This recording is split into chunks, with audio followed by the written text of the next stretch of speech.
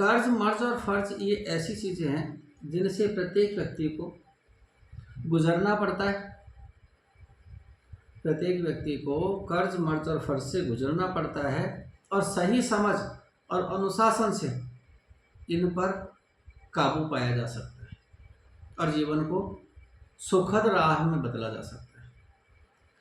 कर्ज यदि आप पर बढ़ गया है तो सबसे पहले आप अपने खर्चों पर नियंत्रण रखें,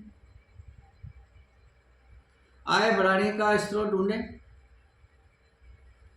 यदि आपने कोई लोन ले रखा है तो उसकी ईएमआई समय पर चुकाएं, क्योंकि वो ब्याज बढ़ जाता है, पेनल्टी लग जाती है।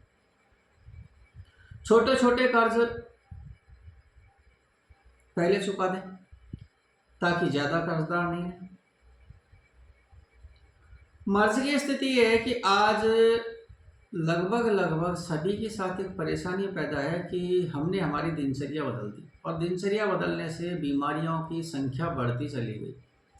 शारीरिक, मानसिक बीमारियों की तादाद बढ़ती जा रही है। कारण है कि निशाचर, जो लोग रात्रि में चरण करते थे, घूमा फिरते थे, खाते पीते थे, उन्हें निशाचर बोला जाते थे। निशाचर मतलब राक्षस। आज एक ऐसी प्रवृत्ति पैदा हो गई है कि आजकल अधिकांश बच्चे, क्या बुजुर्ग तक, रात को 1-1, 2-2 बजे तक मोबाइल देखते हैं। पढ़ाई करना एक अच्छी बात है, पढ़ाई करते हैं, लेकिन पढ़ाई पहले भी किया करते थे। समय पर सोना, समय पर उठना बहुत अच्छी बात है, समय पर खाना, सारी चीज़ें हैं। लेकिन आज न समय पर सोना है, न उठना है, न खाना है, न शौचालय से निवृत्त होना है। नतीजा, जो प्रकृति ने हमारे शरीर को बना करके भेजा है वो शरीर हमारा नाशवान तो है ही, लेकिन उसको और अच्छे स्तर से नाशवान बना दिया जाता है। अखाद्य वस्तु खाना, समय पर नहीं खाना, प्रातः भ्रमण के समय सोते रहना, शौचालय से समय पर निवृत्त नहीं होना, रात भर जागना, मानसिक टेंशन में रहना, तो ये बीमारियों को बढ़ाने के घर हैं। अगर मान लो मर्ज दूर करना है, दिनचर्या स्वस्थ रखें, सीमित रखें, सुनिश्चित रखें, समय पर उठें, समय पर खाएं, समय पर सोएं। मानते वर्कलोड ज़्यादा होता है कॉर्पोरेट सेक्टर में, लोगों ने आजकल टाइम ही ऐसा डाल दिया है कि रात को 9-9, 10-10 बजे तक उनकी क्लासेस चलती रहती हैं। लेकिन नहीं, यदि आपको अपने सुचारू रूप से जीवन जीना है तो अपनी दिनचर्या बदलिए। तो आप बदल जाएंगे तो दुनिया स्वतः बदल जाएगी। हम दुनिया को नहीं बदल सकते, अपने आप को बदल सकते हैं। आप कम कमा लीजिए, लेकिन ऐसी जगह नौकरी कीजिए जहाँ समय पर सारे काम होते हैं। फर्ज, अहम सबसे बात यह कि आज हर इंसान अपना फर्ज निभाना चाहता है लेकिन निभा नहीं पाता। माँ बाप बच्चों को पढ़ाते हैं, विदेश चले जाते हैं। कई बार लेख में आता है, साहब बुजुर्ग दंपत्ति मरे पाए गए, बच्चे 3 दिन बाद आए। क्यों? क्योंकि हमने बच्चों को जब वो बचपन में थे तो हमारे संस्कारों से रूबरू ही नहीं करवाया। हमने हमारे संस्कार बताए ही नहीं। हम सिर्फ एक ही फोकस पे लगे रहे कि पढ़ो पढ़ो पढ़ो, बस पढ़ते रहो। और पढ़ करके वेस्टर्न कंट्रीज में अधिकांश तो आंग्ल भाषा का प्रयोग करते हैं, सिखाते हैं और बड़ा गौरवान्वित महसूस करते हैं जब पिताजी को डैड बोला जाता है। लेकिन जब वो डैड हो जाता है, 3 दिन तक नहीं आता है, तो समाज के लोग उसे भेजते हैं, वो ही लेकर के जाते हैं। क्योंकि उन्हें तो पता ही नहीं होता, वो मीटिंग से बिजी रहते हैं, मीटिंग्स में बड़े बड़े काम होते हैं।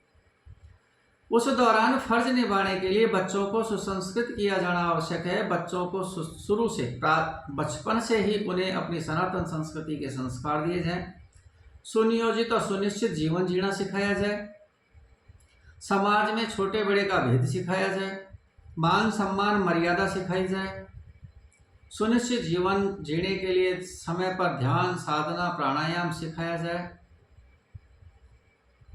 रिश्तों का महत्व बताया जाए। फर्ज वो बच्चा समझ जाए और समय पर कर्ज उतार दे। आध्यात्मिक दृष्टि से अगर बात करें कर्ज उतारने की, तो शनिवार के दिन हनुमान जी की या शनिदेव की पूजा करें, आराधना करें।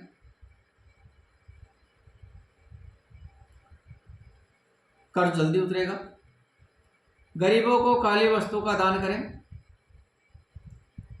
लोहे की कीलें, काला कपड़ा, उड़द, तिल इत्यादि का दान करें।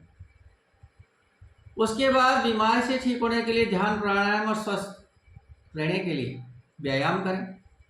समय पर सुनिश्चित एक दिनचर्या बनाएं। फर्ज के लिए अच्छे संस्कारोचित घर में कार्यक्रम करवाएं। महीने में एक बार ऐसा कुछ हवन वगैरह का, सुंदरकांड का, रामायण का इत्यादि का पाठ करवाएं। बच्चों को 2-4 लाइन प्रतिदिन रामचरितमानस की पढ़ें। प्रभु श्री राम की कृपा, रामचरितमानस का नाम आता याद आएगा। प्रभु श्री राम जी की अनुकंपा उन्हीं पे बरसती है जो इन तीनों चीज़ों का समन्वय रख करके रखते हैं, कर्ज, मर्ज और फर्ज। यदि कर्ज ज़्यादा हो गया तो टेंशन में हो गए, मर्ज ज़्यादा हो गया तो स्वास्थ्य बेकार हो गया, और फर्ज नहीं निभाया तो हम सारी चीज़ से बर्बाद हो गए। तीनों चीज़ का संतुलन जब आपके जीवन में आ जाएगा तो प्रभु राम की अनुकंपा पाने के आप अधिकारी होते हैं। प्रभु राम की अनुकंपा बहुत आसानी से और सुलभ तरीके से मिल जाती है। किसी भी रविवार वाले दिन रुद्राक्ष की माला लें। ये तो आपको पता है कि हम ब्रह्म मुहूर्त में ही सारे काम करते हैं, तो ब्रह्म मुहूर्त में उठें, शौचादि से निवृत्त, स्नान आदि से निवृत्त होकर अपने इष्ट देव के दरबार में पहुँचें, मंदिर में पहुँचें, और वह रुद्राक्ष की माला के ऊपर 10,000 जाप करें। 10,000 इट मीन्स बोले तो 101 माला, और ये नियमित 40 दिन तक चले। बोलना क्या है? गाय के गोबर के छाने के ऊपर, कंडे के ऊपर, जो भी आप बोलते हैं, छाना, कंडा, उपड़ा, उसके ऊपर जलाएं, उसको अंगार बनाएं। तपस्त्री धूप की 24 आहुतियां डालें गाय के देसी घी के साथ। तत्पश्चात श्री रामचरितमानस की एक चौपाई की 101 माला, श्री रामचरितमानस चौपाई की 101 माला का आसन पे बैठ के जाप करें।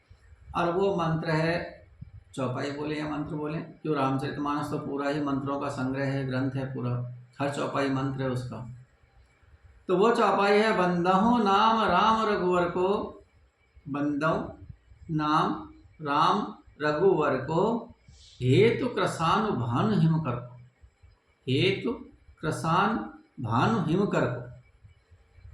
इस चौपाई का आप जाप करें। रविवार के दिन से शुरू करें,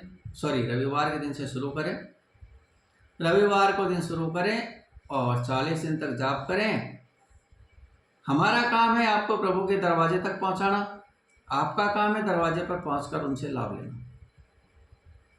आपको लाभ मिलता है, अच्छा लगता है, अपने इष्टजन और परिजनों को बताएं। आपको लगता है इस चैनल के माध्यम से आपको लाभदायक या ज्ञानवर्धक सामग्री प्राप्त होती है, तो इसे सब्सक्राइब कर सकते हैं।